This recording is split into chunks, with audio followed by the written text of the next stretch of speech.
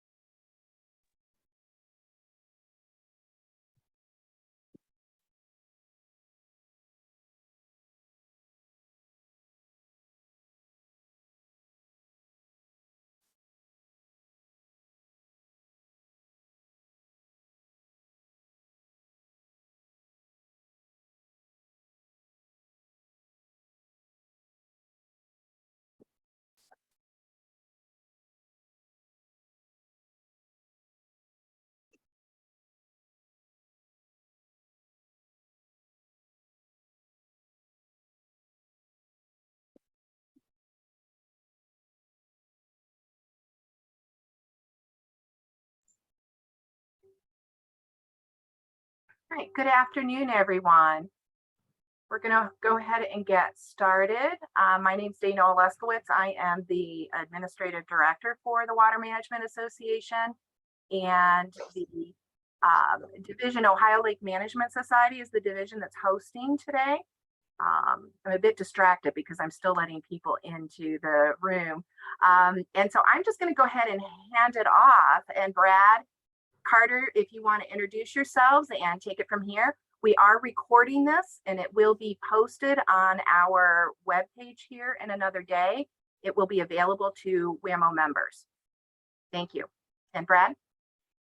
Yeah, thanks so much for hosting us today. I really appreciate it. My name is Brad Bartelme from a company called EnviroScience. I'm an aquatic biologist, been here for about 8 years or so now, which is kind of crazy to think about. And most of my role here, wear many hats, as do most folks, but most of my central roles are involved around water quality issues. So that's kind of the little brief background, and I'll let Carter talk about what he does.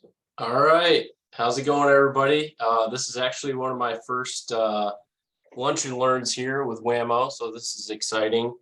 But I'm a board member of OLMS, and I've been in that position for a number of years. I'm an aquatic biologist with AquaDoc Lake and Pond Management. I've been with AquaDoc for the past 7 years, and my role here is I basically manage larger lake systems and then also work on a number of specialty projects. AquaDoc, we're mainly based in Ohio, but we also do projects in Pennsylvania, North Carolina, and Georgia. And we pride ourselves on being a full service lake and pond management company. And just excited to give this presentation today to this group. All right. Well, then let's begin here. So essentially today we're talking about harmful algal blooms, some trends in the field, and advances in treatment technologies. It's kind of a brief overview of what we'll be talking about today. Going to kind of nerd out for a little bit here before Carter talks and talk about some cyanobacteria, or blue-green algae is another synonymous term, and some HAB, harmful algal bloom taxa. So there's cyanotoxins, the toxins that are associated with them, and problems associated with the harmful algal blooms. Management and control methods, then Carter's going to be going through some of the treatment technologies, and he'll start off talking about a case study, one of the projects we've been focused on this past summer and last year as well. So a brief introduction to the blue-green algae here, the cyanobacteria. They're an important photosynthesizing bacteria. So they're in this bacteria group, but they're grouped with true algae. So it's kind of always interesting, explaining that to people and kind of how that works. But for the sake of this group, I'll be kind of using cyanobacteria and blue-green algae back and forth. Without them, we probably wouldn't be here. Originally, they produced a lot of our oxygen supply for our atmosphere. So that's, if you've heard of like this, the old fossils, some of the iron oxide deposits from the stromatoliths and things like that, that's all the cyanobacteria producing that oxygen at the time. So they can be used as a water quality bioindicator, similar to some other algal groups as well, but essentially, if you have certain species and they're of this variety, typically you'll see them growing in these slow, stagnant waters. It's more or less an indicator of eutrophic conditions. And most of the time it might be an indicator of like high nutrients, not necessarily terrible water quality in some instances, because cyanobacteria they're everywhere, and they're there even in good conditions as well. So, but usually you'll see them bloom into something that might produce toxins, and that's kind of how we get to where we're at for talking about some of these harmful algal blooms.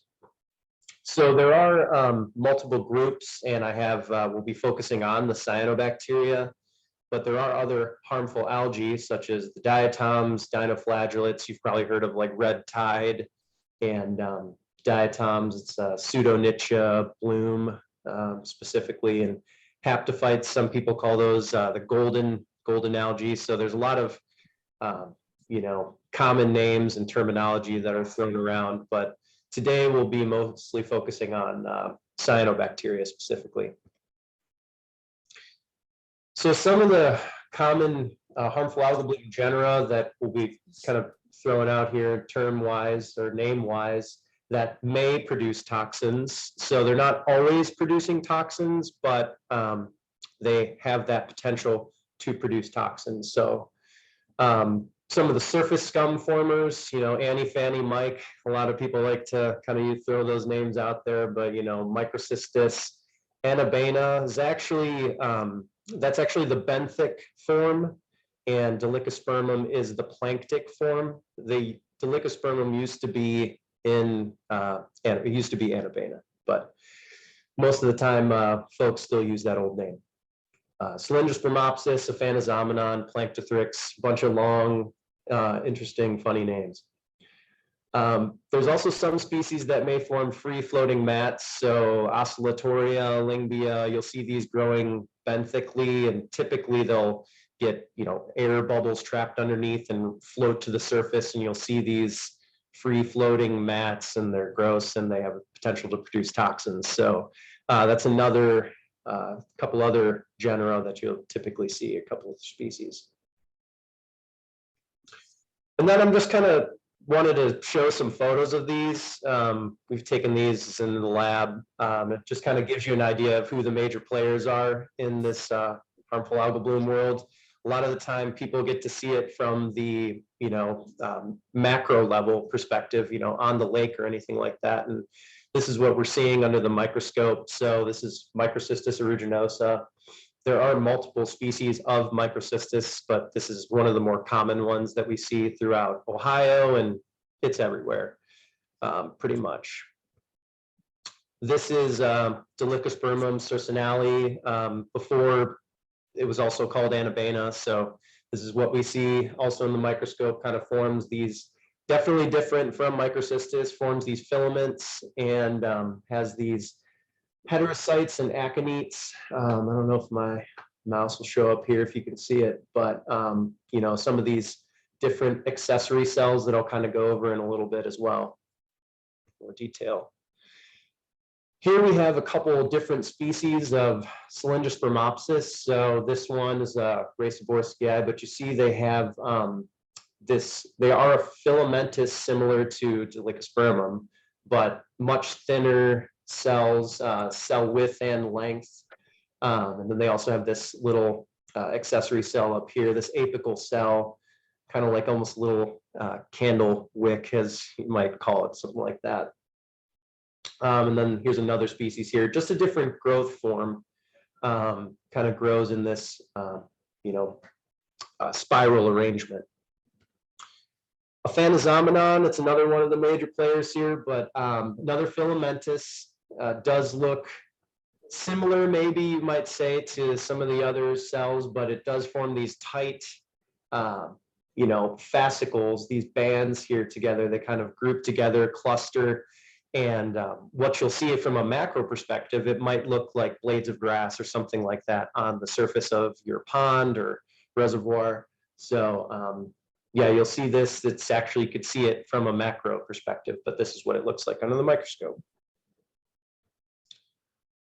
Here we have Planktothrix. So right here is a couple different filaments, and it's kind of generic, pretty generic looking species, but it does have these, you kind of notice, the photo's a little grainy one blown up, but you can kind of see some of these like aerotopes. So they can basically hold gas in those aerotopes, these gas vacuoles, and they can float to the surface and outcompete and shade other species of algae and cyanobacteria.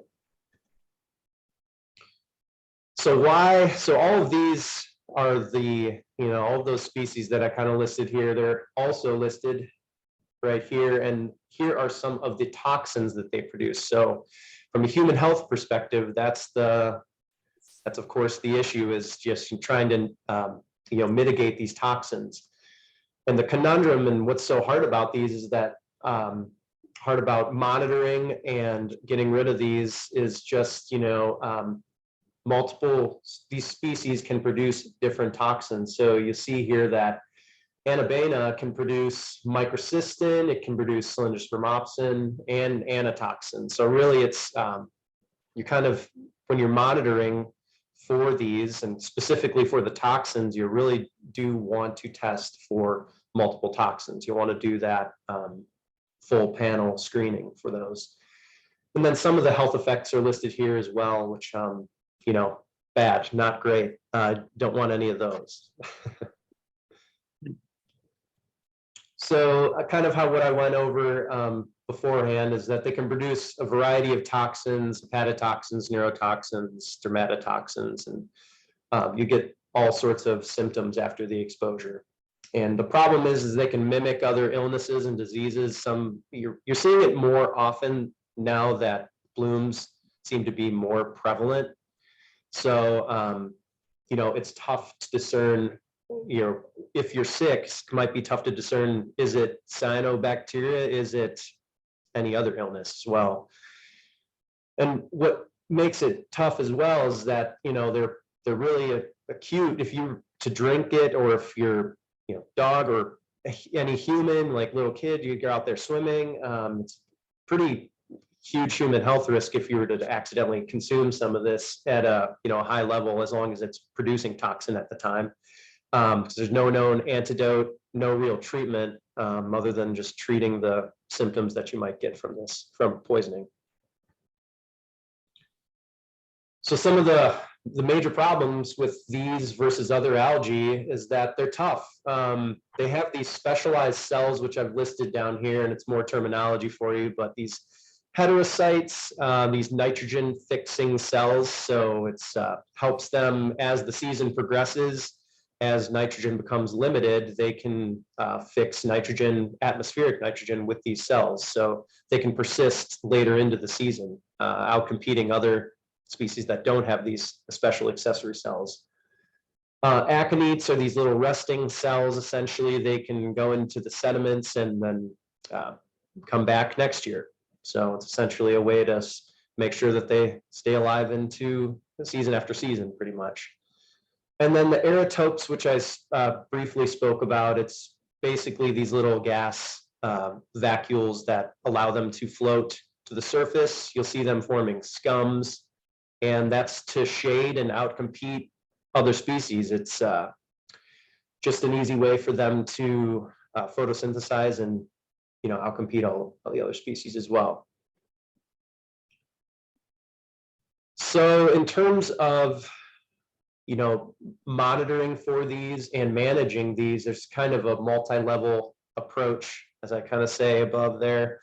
There's of course the monitoring effort and collection effort, and that's what you go out and collect. And then identification and enumeration is usually the step that people tend to skip here and there when they're, you know, setting up these management plans. So really it is a good idea. You can see from that list before that you might be testing for the cyanotoxins, which is great, but if you don't know what species you know, you have, you might be testing for the wrong ones.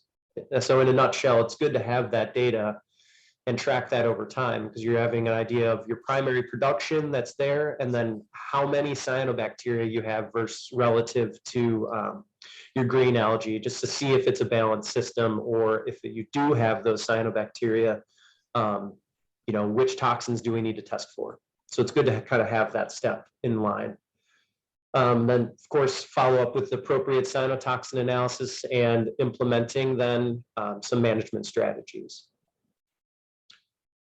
So essentially, you need all of these pieces of the puzzle, as I kind of say. These aquatic environments, everybody kind of wants to put things into a box and have it nicely arranged, but just with the biology just doesn't do that. It's a dynamic environment, and one approach or treatment won't necessarily work. You kind of have to have a multi-level management strategy then as well for these. And the cyanobacteria are interesting because they can be a paradox almost. You know, you can have a certain species present at high density and no toxin, and then at a low density and high toxin, and every different arrangement that you can, every combination. I've seen it all. So there was a couple photos down here, pulled these from EPA documents, and there's no toxins at this one right here, and it looks like it is really thick bloom. You would assume that there would be toxins, but no toxins detected there. And then here looks maybe a little bit green, but there's no real surface scums or anything like that. So you might assume, oh yeah, there's less toxin, but here was greater than 5 micrograms per liter. So really at the root of the problem, the nutrients, of course, are the cause. So they need the nitrogen, they need the phosphorus, they need all of those micronutrients to live. So eutrophication is, of course, just how much of that is contributing to the primary production. So you're getting nutrients from point sources, where maybe it's there's specific inputs from maybe like a septic tank. You know that it's coming from, it's leaking there. I found that point source, if you found it. And if you don't know exactly where it's coming from, it's like a non-point source. So in the case of most reservoirs in Ohio, if you're surrounded by agriculture, those fields are going to run off, nutrients will run off into the streams flow into the reservoir, and that's where you have kind of some of those non-point sources that usually persistent throughout every season, assuming you don't manage for those or have the appropriate riparian buffers or anything in place. So overall, the problem will not go away until the root issue is addressed, which is the nutrients. So in terms of management strategies, I know what I have, how do I control it? And I'll talk a little bit about this, and then I have a couple slides, but then Carter's going to be some of the main management strategies, applied management strategies. I'll talk about a lot of those. So I tell people that knowledge is key for sure in kind of knowing what your reservoir is doing.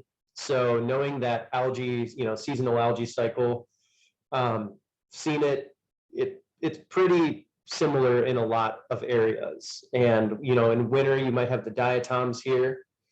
In the spring and early summer, it kind of moves to a mixed assemblage. So you can see some greens, some cyanobacteria, some diatoms. And as those nutrients are used up, as those nutrients become limiting in the water column, that's when it's midsummer, warmer temperatures. Excuse me, that's when the cyanobacteria tend to start proliferating at that time. And they have those special accessory cells that they can fix atmospheric nitrogen. So that's when they're in their prime. It's essentially usually in the mid to end of summer. So in terms of managing these, managing nutrient runoff, that's the name of the game, essentially, long-term wise, for sure. So your source water protection, I just kind of have a little figure here. Riparian buffers, aquatic macrophytes, floating wetlands, sediment removal in some cases. But that's if you have these plants and you have these buffers in place, it essentially filters out the nutrients for you and puts it to biomass versus going directly into the water, running off into your lake or reservoir. So some other management strategies, controlled algicide applications in some case are good short-term management strategies. And some of these, numbers that I've put out here, if things are prohibited algicide application wise, I notice is more or less for like a lot of drinking water and things, but you still want to know what your cell densities are regardless, just as you're applying these algicides. So it's good to know, once again, to use identification and enumeration as one of those steps for managing things.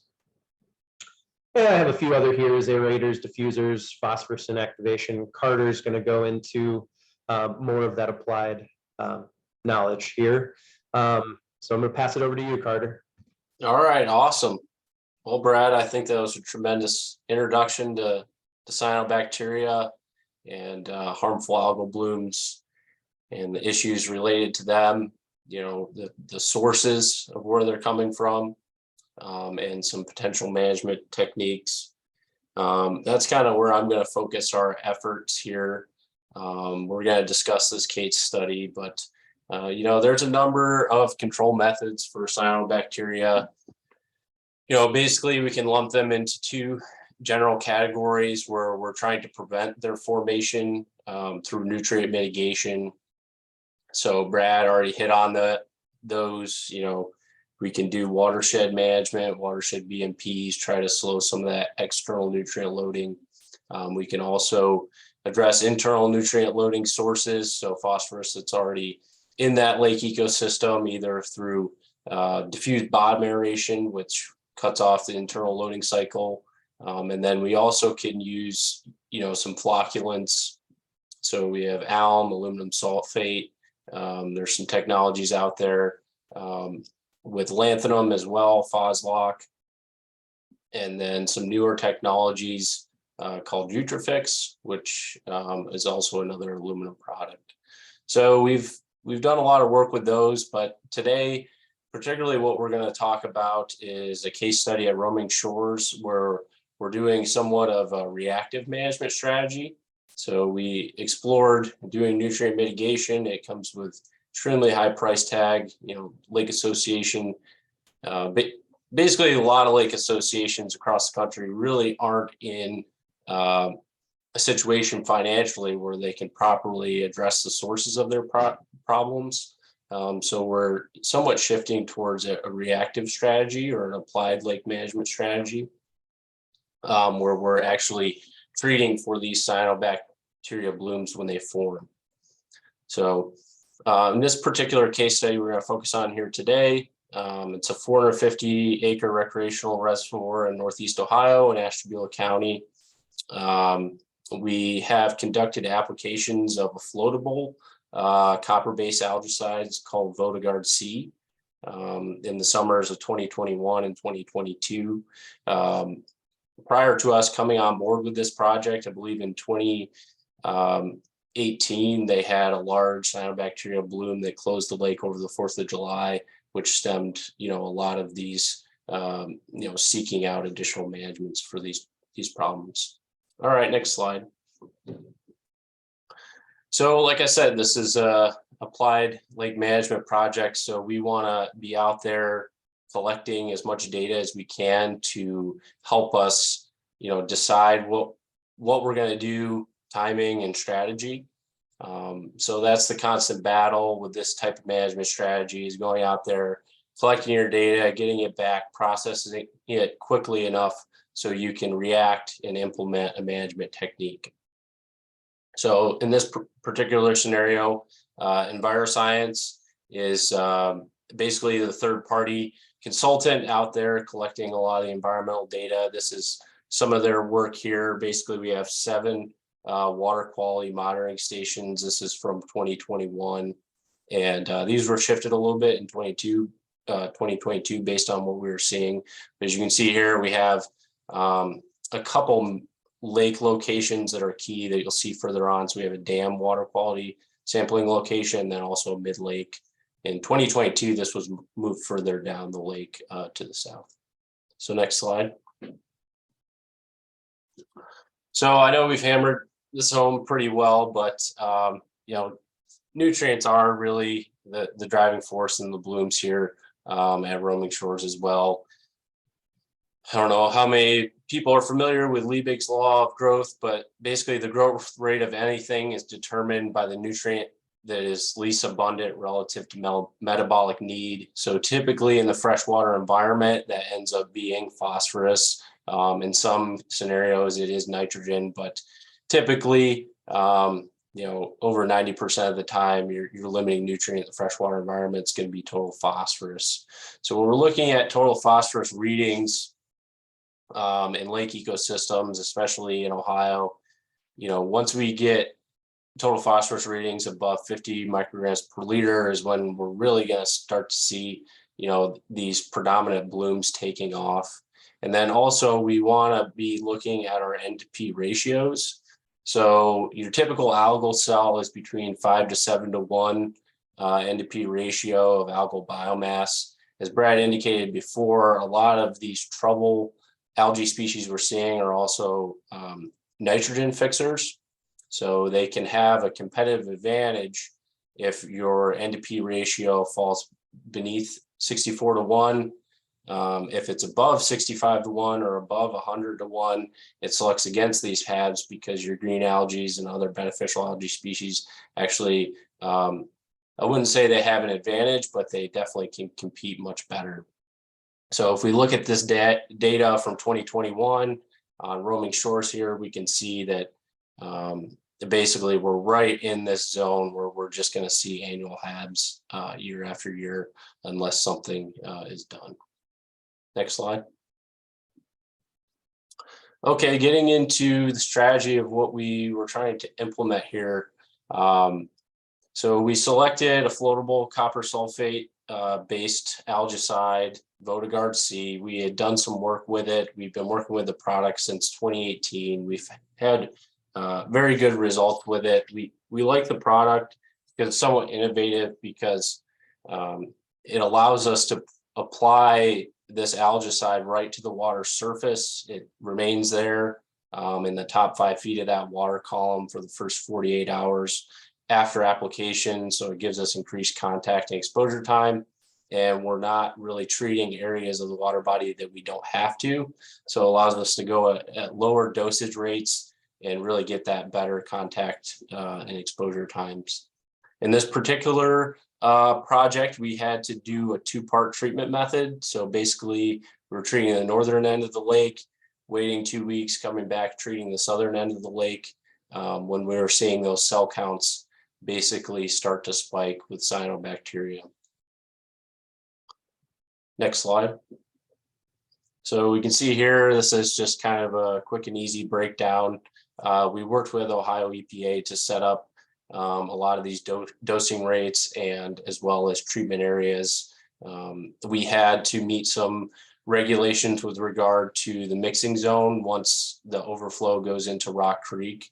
So basically within the first 11 hours of the application, we dropped down below the mixing zone maximum for copper for Rock Creek. So we did a 500-foot setback from the dam, which is double what the manufacturer recommends for copper sensitive areas.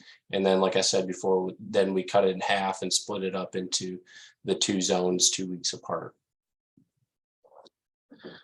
So just to be clear here, I threw this slide in here. It's kind of a simple one, but year 1, we were seeing cyanobacteria cell counts spike early June. So we did a June 15th application, then a June 28th application.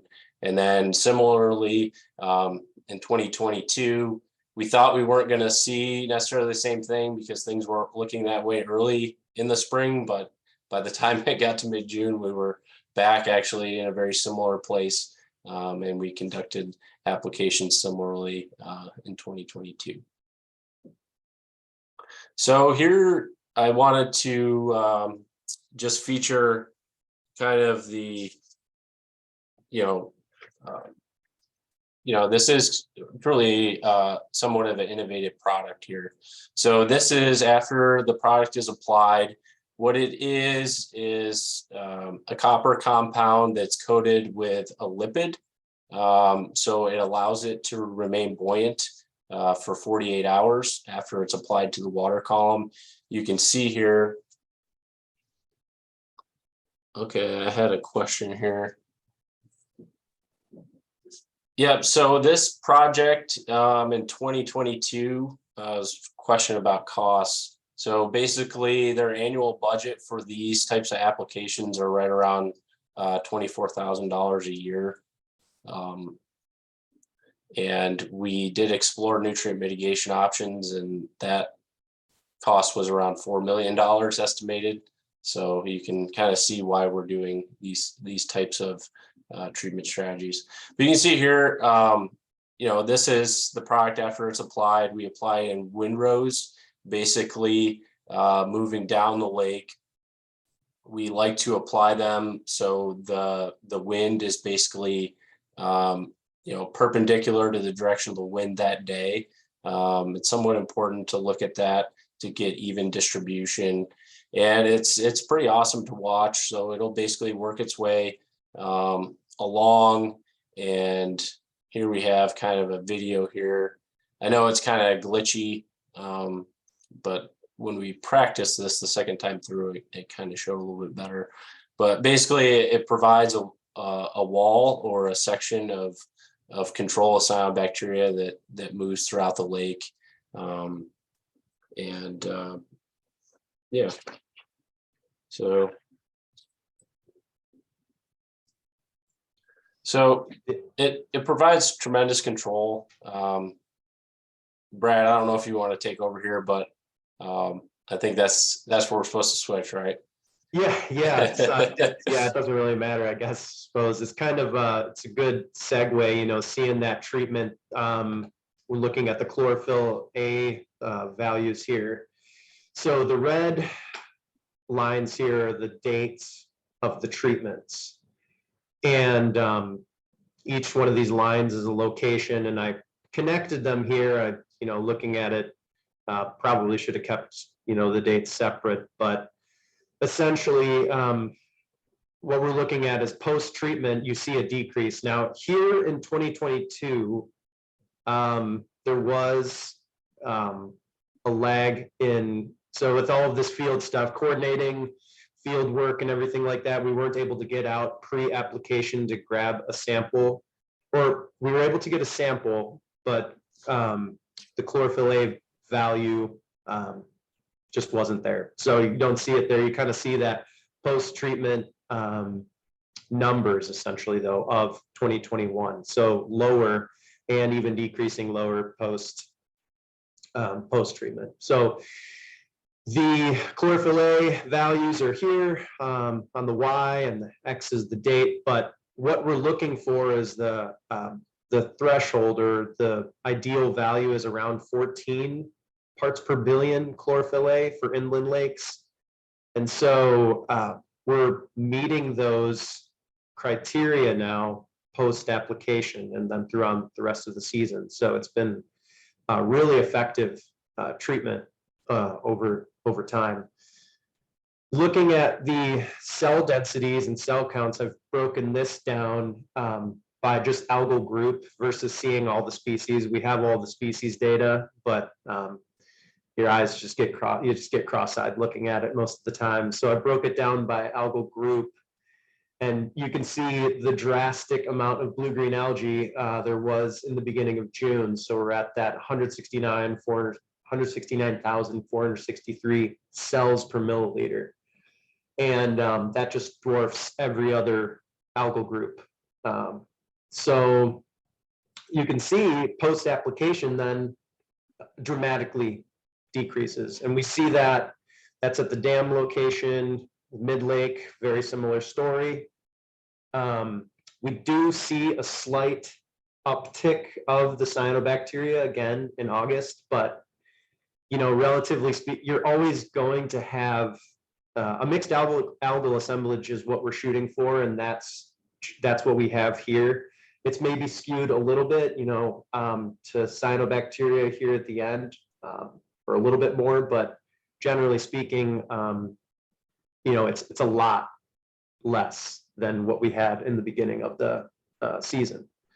So very effective treatment. This is the dam in 2022. We did decrease, since we've, you know, budgets and everything like that, we're always kind of trying to figure out where we can save a little cost here and there. So there is, we did counts at the beginning of the summer and then the end of the summer as well, at more locations as well. So we added one more. So in this case, this is at the dam. Once again, very similar to 2021. We're seeing a major decrease. And you're seeing a more balanced assemblage at the throughout the end of the year, or the end of the season. Mid-lake, same story. And this was so this LRR South, this is at the southernmost reach of Lake Roaming Rock, and that's where Rock Creek comes in. So that's where you have your inflow of Rock Creek. So we're seeing different algae, I mean, that's that flow from the river, you're seeing that effect. So what we're seeing here is,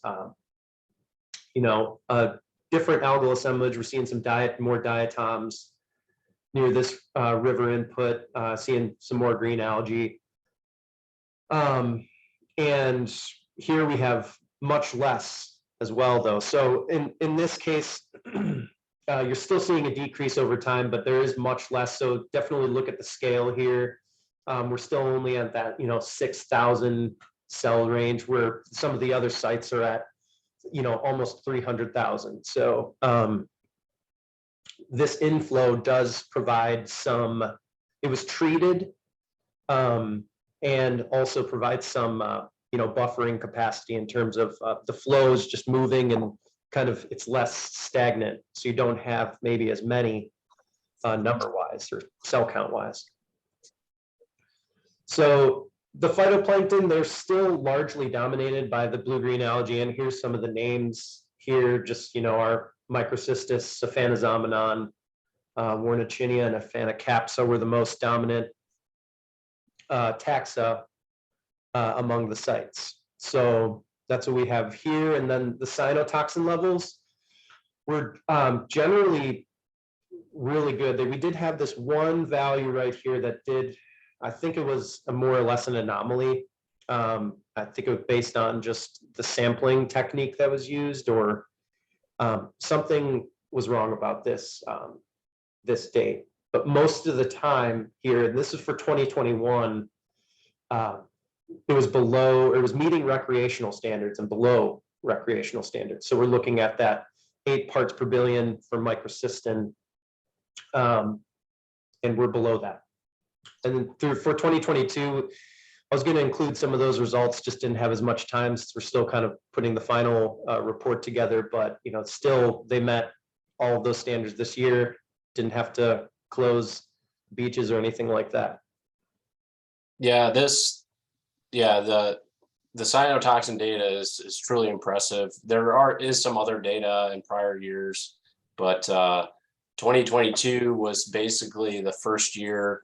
Most of their samples were no detect, and then also there were no hits that would require any sort of advisory level on any of the beaches or the lake or recreational use.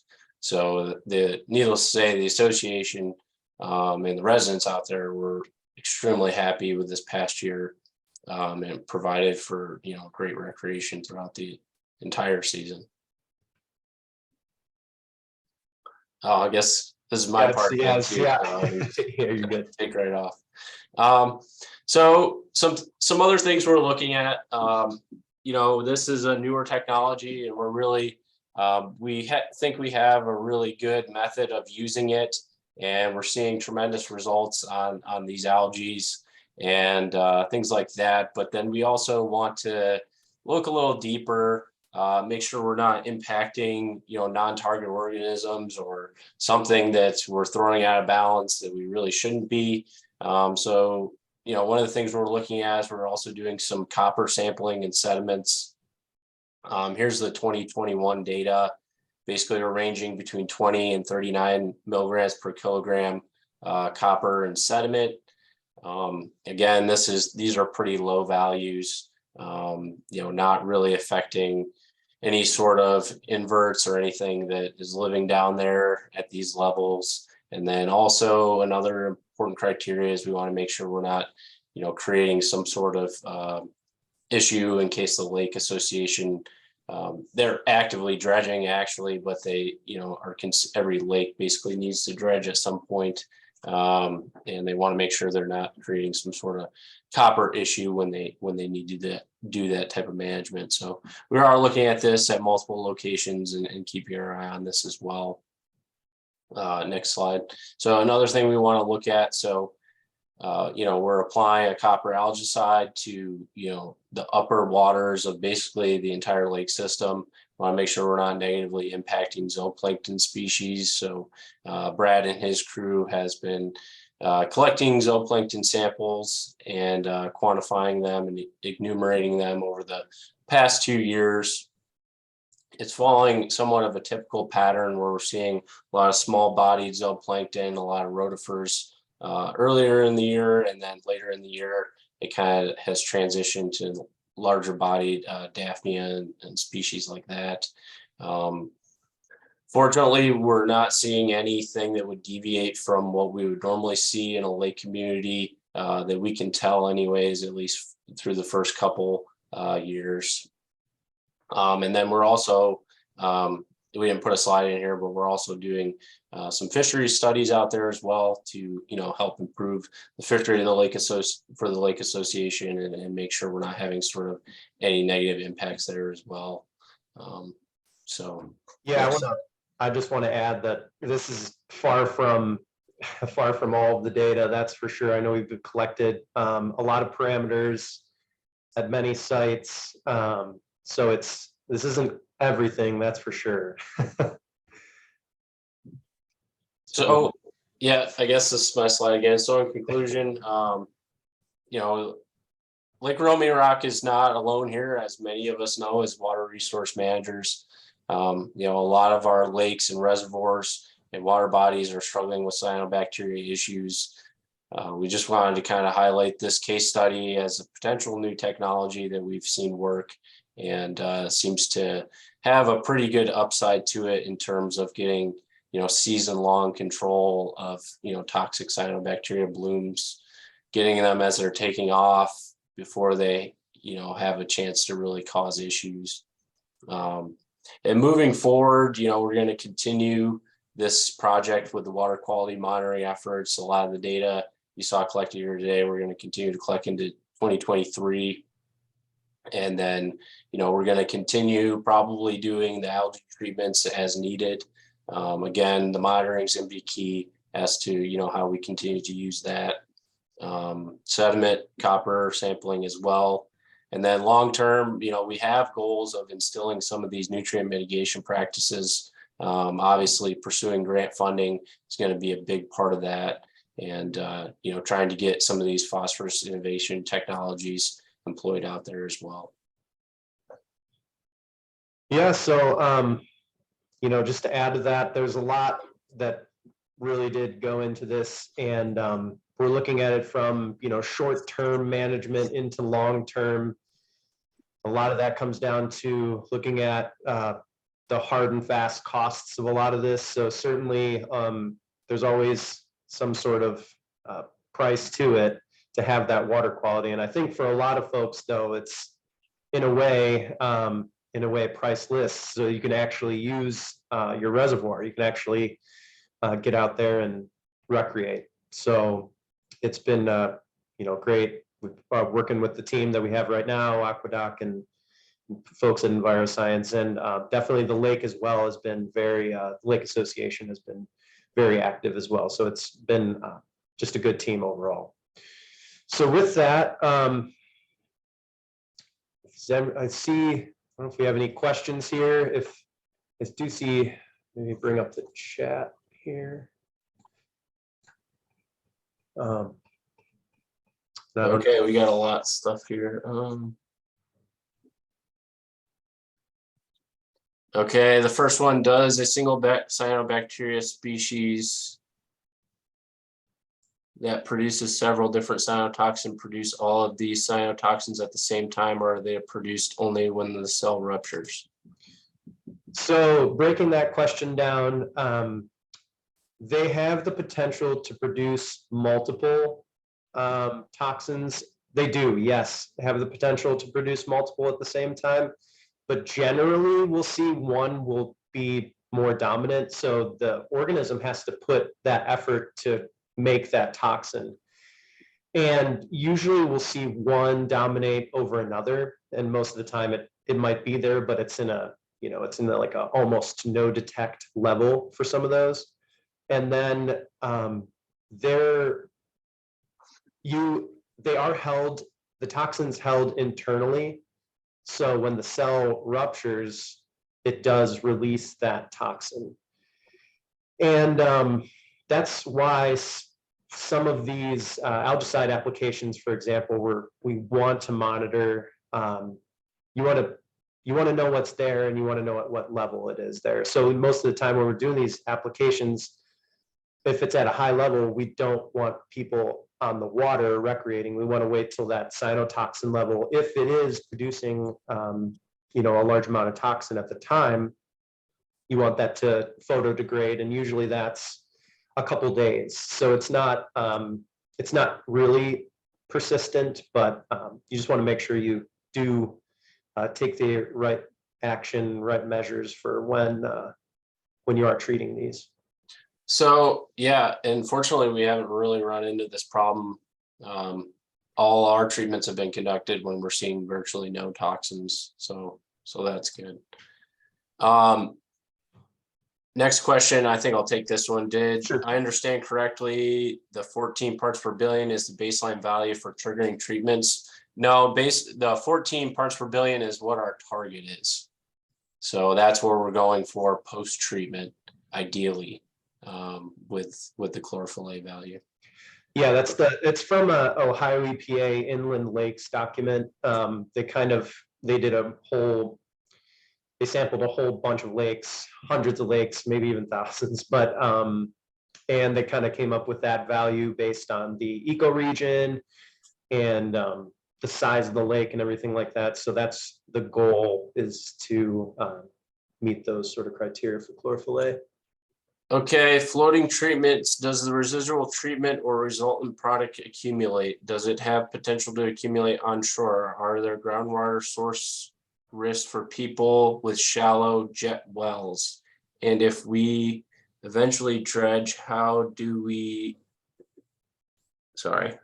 we now have a new problem to mitigate by copper release? I could take this one as well. So the treatment, basically, as most copper-based algicides, we find that the most of the material ends up in the sediments at the bottom of the lake. Some of it does get transported downstream, but that basically accounts for all of it. As far as a groundwater risk, I don't believe that is the case. On this particular lake, there's no direct intakes from the lake itself. So that's probably not an issue. I believe they also do have municipal water in this particular lake community. And when they dredge, is copper an issue? Yes, when you dredge in Ohio and most places, you have to test for the amount of copper in your sediments before you're allowed to dispose of it. If it exceeds a threshold, then it needs to be treated as if you have a heavy metal in there, and it needs probably to be landfilled at that point. But we're nowhere near that threshold in this scenario. And next question, along the same lines as the previous question, do cyanotoxins accumulate in sediment? Brad, I'll defer to you on that one. No, they do not. So I would say they're going to degrade. They're usually photodegrading relatively rapidly. I would say, you know, within a week, they're gone. Within a couple days in most instances. And you know, I wouldn't quote me, because it does depend on it depends on a lot of things. You can't really put it in a box necessarily, as I like to say, but it's you have to take multiple factors into consideration: the light level, flows, everything, in order for you to kind of test that cyanotoxin. But they would not accumulate in the sediments. Yeah. They would degrade by then. Yeah, they can decompose. Basically, bacteria can also, other forms of bacteria can break them down too, I believe. Like if they do end up in the sediments where there's no sunlight, they'll just be decomposed at that point. Yeah, they're all organic compounds. Carter, this might be okay. You mentioned some other nutrient mitigation strategies to compare costs. What are some of those? So basically, I quoted, you know, a large dollar amount for a nutrient mitigation project that we're looking at. Basically, we're using a combination of alum and lanthanum to do applications on the lake to, you know, strip the water column to a desired phosphorus level. Our target on this particular case would be like 30 micrograms per liter. and then use lanthanum to come in and bind up sediment-based phosphorus to prevent internal nutrient loading. So those are the two main technologies we're looking at with this particular project. And then, you know, beyond that, this is a large watershed on this lake. So, you know, any sort of watershed BMP, we're also exploring as well. We're kind of in the infancy phases of putting something together with that as well. And that cost may seem pretty high. I mean, it is millions of dollars. That's no joke. I mean, most homeowners associations, or I mean, anybody finding funding for that's really a, you know, that's an issue. But it's something, at least, you know, this lake association, it's something you can control, is your internal loading, which we're finding that there's nutrients coming from the sediments, but there's also external loading. So from the watershed, you can control one of them, and you can mitigate external loading as much as possible through other technologies as well. There's a few, I don't know if you want to mention those, Carter, but I know like Utrafix is one of the, you know, kind of branded names, and they have different things you can inject into the water during times of highest flow events.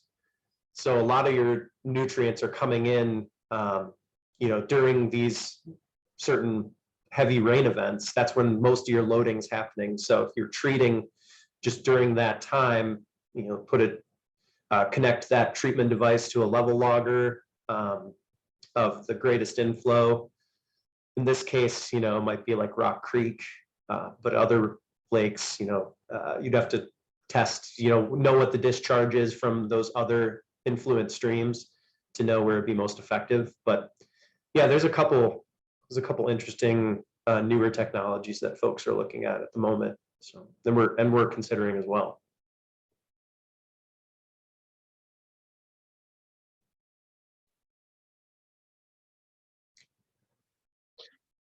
All right, well, I don't see any more questions here on the chat.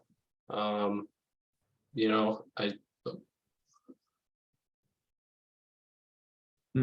Yeah.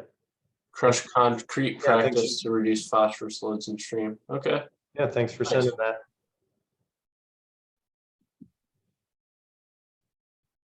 All right, thank you. Yep. Thanks so much, everybody. everyone. Appreciate it. We'll see you at the next one. All right, take care. Bye-bye. Thank you. Yep.